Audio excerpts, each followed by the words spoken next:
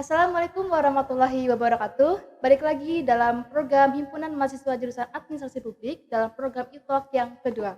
Nah, untuk sharing kali ini nih ya, untuk konten kali ini tuh agak-agak sedikit berbeda ya teman-teman karena, pada bulan puasa ini kita alhamdulillahnya ini masih bisa diberikan kesempatan, masih diberikan umur untuk istilahnya memberikan, manfaat lah ya Kak untuk, sharing kali ini. Di sini kita mengundang salah satu alumni AP yang dijadikan untuk narasumber. Nah, untuk, lebih lanjut mungkin perkenalan dulu Kak.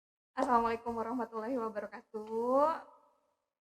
Sebelumnya makasih banyak ya buat, MC kita, MC MC. apa tuh ya? Oh, MC, ospek. Sebelumnya perkenalkan dulu, nama Teteh Tia, Teteh angkatan pertama di administrasi negara, pertama Pertama banget banget ya pertama banget teman-teman. tahun berapa ya? Tahun 2008. Kalau sekarang Asli. kebetulan masih di Cibiru. Masih di Cibiru. Asli Iya. Cibiru tuh. Kebetulan kalau, saya di Subang Oh, aslinya, Subang. karena ikut suami, jadi tinggal di Cibiru, masih deket ke UIN. Ah. Anak baru 3. Oh, udah punya anak ya teman-teman. Oh, Berarti nggak apa-apa ya kakak aja ya? Gue kakak aja, teteh aja, teteh aja. karena kita orang Sunda. Oh iya, ini ngomong-ngomong alumni ya teh. Buat Mm-mm. kemarin tuh ini sedikit cerita juga asal muasal kenapa nih kita bisa ngundang Kak Tia ke sini. Nah kemarin tuh dari kita tuh ke Pak Umam nih ya Kak, ke Pak Umam kemarin tuh minta rekomendasi nih kira-kira siapa nih yang bisa dijadikan narasumber untuk sharing kali ini. Nah untuk kemarin Pak Umam bilang ya udah nih Teti aja gitu. Nah pas diulik-ulik lagi nih informasinya ternyata usahanya juga udah lumayan cukup banyak nih ya teman-teman. Nah ya, Kak Tia ini sekarang usahanya apa aja sih gitu dan udah mulainya itu dari kapan gitu? Alhamdulillah dimudahkan sama Allah.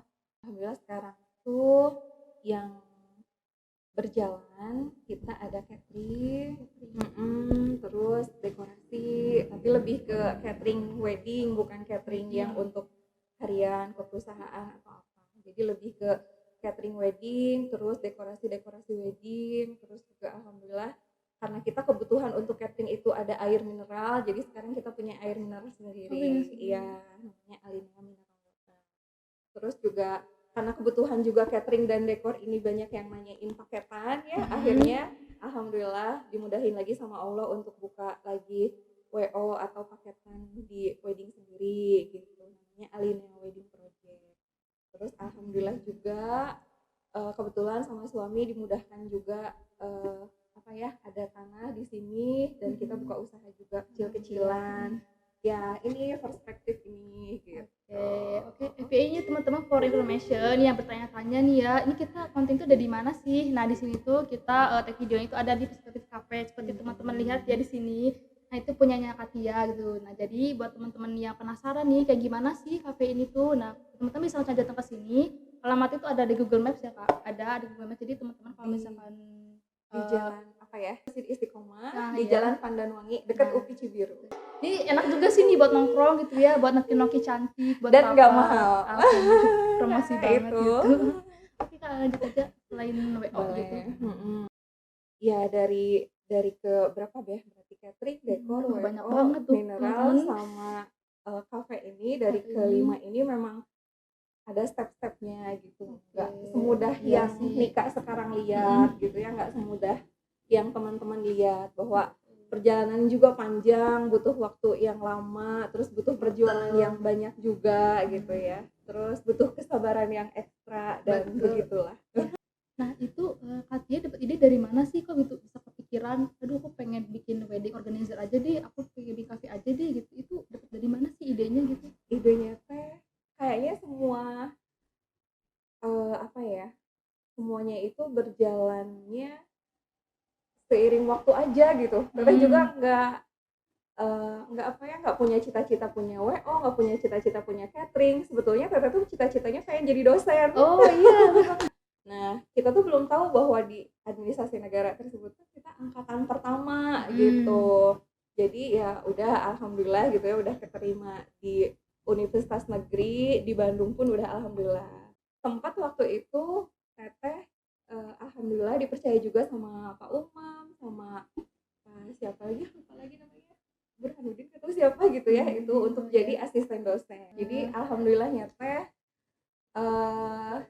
kuliah sambil nikah gitu ya, tapi nikah sambil kuliah atau apa gitu katanya, karena banyak yang daftar menjadi dosen di situ, dan linear pun sekarang susah, apalagi yang tidak linear.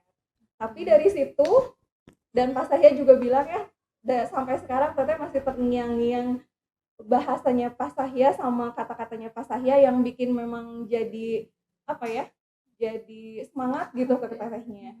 Waktu itu Pak Sahya udah tahu kalau teteh itu udah ada usaha gitu, usaha coklat fonten. Jadi sebelum ke catering ini teteh usahanya coklat fonten. Masih Tahu ada kan Kak? coklat fonten yang mancur itu? Coklat fonten itu dulu makanan dessert yang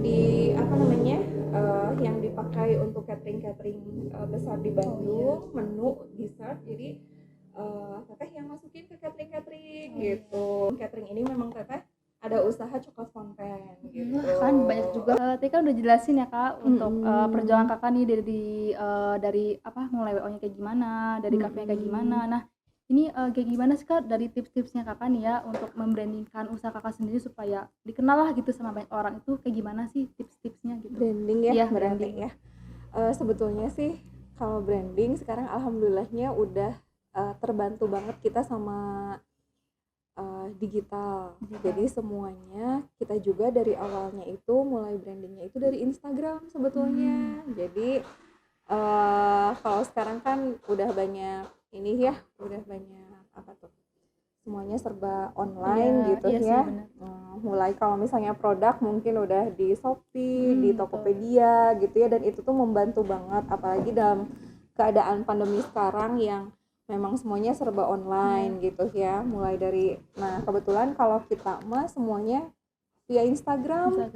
Jadi dirapihin dulu feed Instagramnya, itu juga pengaruh. Biasanya klien-klien akan mulai ini feednya rapi, Menarik itu gitu juga ya. menarik. Iya, terus juga di story juga harus sering-sering upload produk kita, atau misalnya sering-sering kita kalau misalnya event itu selalu antar vendor itu selalu nge-tag ya, mention. Nah itu juga pengaruh. Jadi kita nge-tag ke vendor tersebut misalnya followersnya gitu. dan repost dan followersnya lebih banyak, itu juga pengaruh biasanya. Jadi followers kita akan terus nambah gitu biasanya. Itu sejauh ini sih semuanya brandingnya via Instagram kalau untuk Alinea sendiri. Nah, berapa persennya mungkin dari mulut ke mulut atau dari event. Kita selalu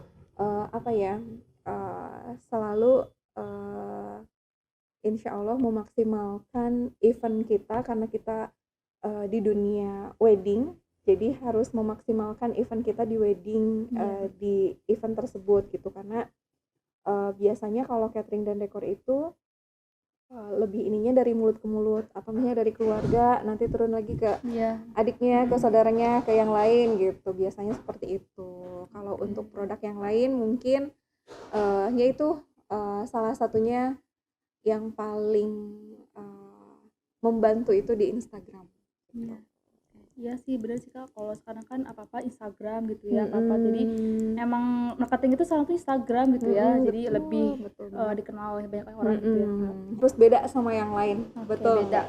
harus lebih inovatif, harus beda aja. Kalau sama kan ya harganya sama, produknya sama, nggak ada keunggulan apapun gitu ya. Tapi kalau misalnya kita lebih inovatif, kita lebih variatif juga, harganya lebih murah juga, lebih konsisten. Jadi jangan sampai karena kita udah terkenal, udah banyak followers, dan kita udah banyak dikenal sama orang, akhirnya harga kita jadi melambung naik misalnya ya.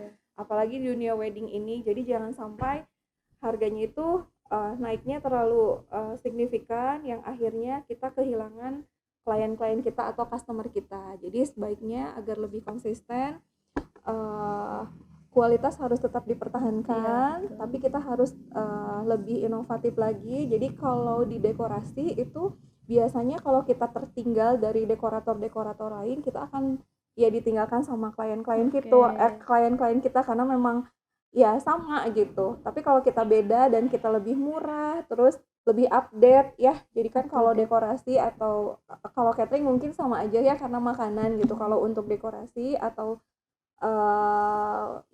terutama untuk dekorasi harus terus update. Jadi kita harus terus mengikuti zaman gitu. Sekarang hitsnya temanya yang seperti apa, kita harus mengikuti gitu. Jangan sampai kita ketinggalan terus-terusan di tema yang itu aja gitu. Nah, itu akan tertinggal gitu intinya. Ya benar sih Kak, emang harus berbeda dari yang lain karena kalau misalkan itu aja ya aku mending yang ke yang lain karena yang udah lama misalkan Iya, jadi lebih bagus untuk berbeda daripada yang lain gitu ya Kak. betul. Nah, kan tadi Kakak udah jelasin ya usahanya tuh apa aja nih gitu kan, kesibukan-kesibukan Kakak tuh seperti apa aja. Nah, jadi Kakak sendiri gimana sih untuk memanage waktunya gitu supaya yang ini jalan, jadi ya berjalan aja gitu tuh kayak gimana Kak? Awalnya sih pasti semuanya serba sendiri ya. Jadi memang dari mulai catering, dekor, terus semua di awal yang tadi sempat diceritain juga ke Nika ya, sampai kita belanja ke pasar Caringin sendiri, terus technical meeting sendiri. Jadi dalam satu hari itu bisa technical meeting di 4 tempat sampai kita pulang sampai jam 9 malam. Pokoknya capek banget.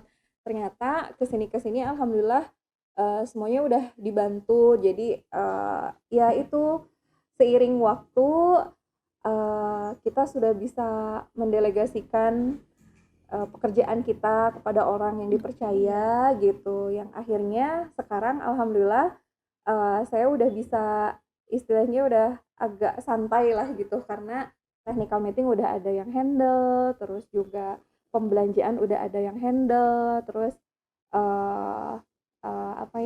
pembukuan udah ada yang handle, paling tinggal laporan aja gitu. Tapi sih insya Allah semuanya juga sama ya, pasti prosesnya sendiri dulu, manage waktunya sendiri dulu, apalagi waktu di awal itu terbilangnya keluarga itu malah di nomor 2 kan, karena kita fokus merintis. Tapi kayaknya sih enggak cuma saya aja gitu ya, siapapun yang awalnya merintis pasti akan capek dulu gitu, karena memang prosesnya seperti itu gitu. Tapi seiring waktu insya Allah semuanya bisa didelegasikan, dan insya Allah harapannya untuk nanti di hari tua udah berjalan aja dengan sendirinya gitu, udah autopilot. Jadi nggak usah lagi kita deal-dealan dengan klien, nggak usah lagi cari klien, nggak usah lagi repot-repot gitu. Gitu ya tipsnya buat teman-teman untuk manage waktunya nih yang Mbak sibuk juga ya gitu, ngurusin wedding, ngurusin kafe, keluarga juga gitu. Betul, tapi memang hanya di awal aja biasanya. Jadi emang harus pet-petnya dulu ya Kak sebelum kita menikmati hasilnya gitu.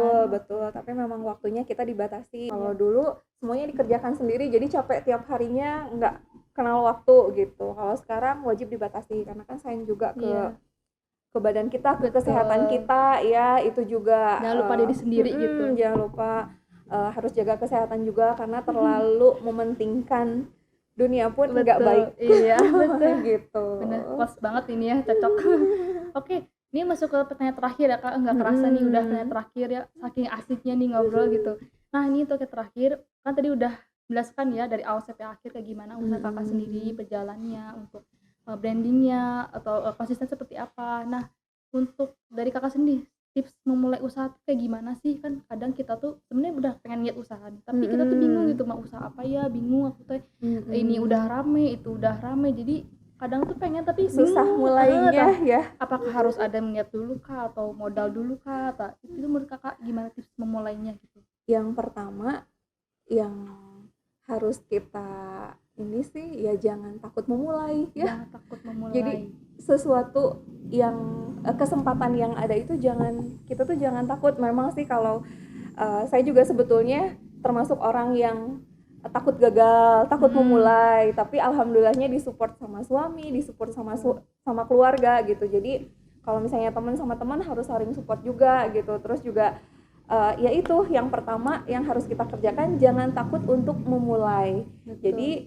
apapun kesempatannya, apapun usahanya ya harus dimulai. Kalau enggak dimulai ya enggak akan tahu gitu ke depannya. Jadi yang pertama jangan takut memulai usaha, apapun itu usahanya harus kita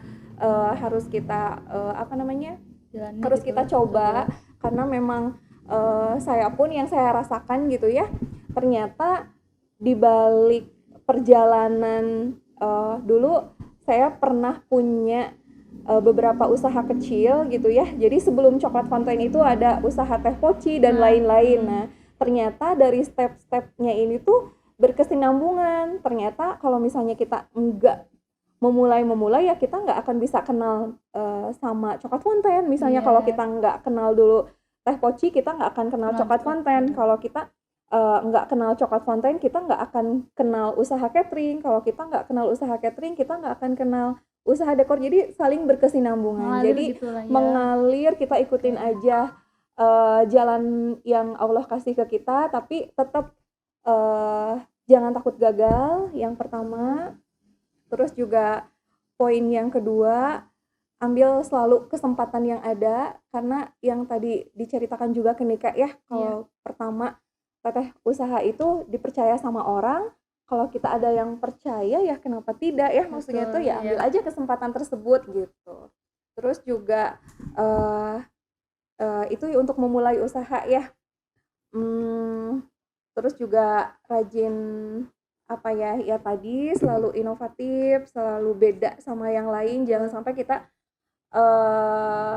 sama orang lain, kita nggak ada bedanya dengan orang lain, nggak ada plusnya, karena kan yang dicari sama customer atau dicari sama klien itu ya bedanya apa, keunggulan dari kita apa gitu ya. Itu yang ketiga.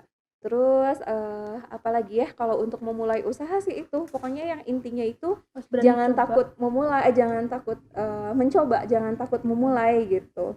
Terus juga jangan lewatkan kesempatan. Terus yang paling utama, tadi juga sempat dengar cerita dari Rijal, dari Aditya ya, ternyata semua usaha yang dimulai itu dari hobi dulu. Jadi lakukan yang kita sukai dan kita kuasai, tapi jangan sampai kita sukai tapi tidak kita kuasai gitu. Jadi pertamanya saya juga suka dengan dekorasi-dekorasi yang kecil-kecil. Coklat Fountain itu ada dekorasi-dekorasi yang kecil, terus lanjut lagi ke dekorasi yang besar. Terus kita sukanya makan nih, terus sukanya icip-icip makanan yang menurut kita, oh ini mah ini enak, ini nggak enak ya. Kita jadi hobi ke makanan, akhirnya buka catering, buka usaha kecil-kecilan, kafe gitu. Jadi yang selanjutnya ya hobi kita itu, makanya kan banyak quote-quote yang hobi yang dibayar gitu ya, tapi memang betul gitu. Jadi kita lakukan yang kita sukai dulu apa, terus yang kita kuasai apa, insya Allah nanti akan terbayar gitu. Iya betul. Gitu ya mungkin teman-teman untuk tadi benar-benar menggugah aku juga sih sebenarnya gitu kan, jangan takut memulai dulu karena kita nggak akan tahu kedepannya seperti apa gitu. Jadi ya kalau misalnya gagal ya nggak apa-apa, itu kan menjadi pembelajaran lah ya, buat pengalaman buat teman-teman. Nah oke, mungkin segitu aja ya buat teman-teman buat sharing kali ini. Siapa tahu mungkin ada saran atau kritik atau mungkin ada rekomendasi nih siapa lagi yang akan kita ajak sharing lagi, boleh aja langsung komen di YouTube kita nanti ya. Oke, segitu aja, jangan lupa like, comment, subscribe dan share ke sosial media teman-teman. See you next time.